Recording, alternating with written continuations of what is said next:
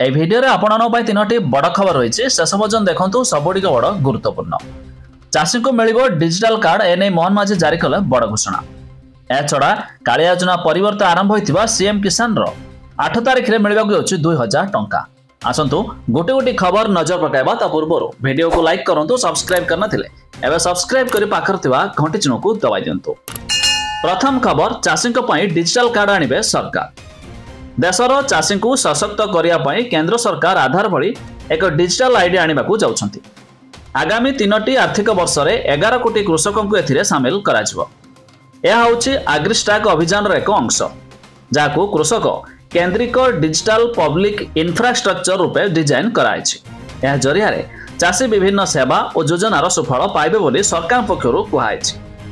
ଆଧାର card ସଦୃଶ ଏକ ବିଶ୍ୱସ୍ତ ଫାର୍ମର ଆଇଡି ବା କୃଷକ ପରିଚୟ ପତ୍ର ଆଣିବା ହେଉଛି ଆଗ୍ରିଷ୍ଟାକର ଏକ ଗୁରୁତ୍ୱପୂର୍ଣ୍ଣ ବୈଶିଷ୍ଟ୍ୟ, ଯାହାକି ଖୁବ୍ ଶୀଘ୍ର ହେବ ଲାଗୁ।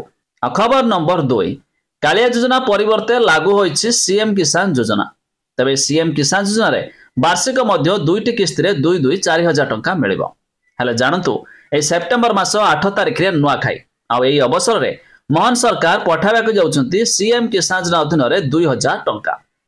ଯଦି ଆପଣମାନେ ଭାବୁଥିବେ କେଉଁମାନଙ୍କୁ ମିଳିବ, ତେବେ ଜାଣି ରଖନ୍ତୁ ଏହାର ୱେବସାଇଟର ଲିଙ୍କ ଆମେ ଡେସ୍କ୍ରିପ୍ସନରେ ଦେଇଛୁ।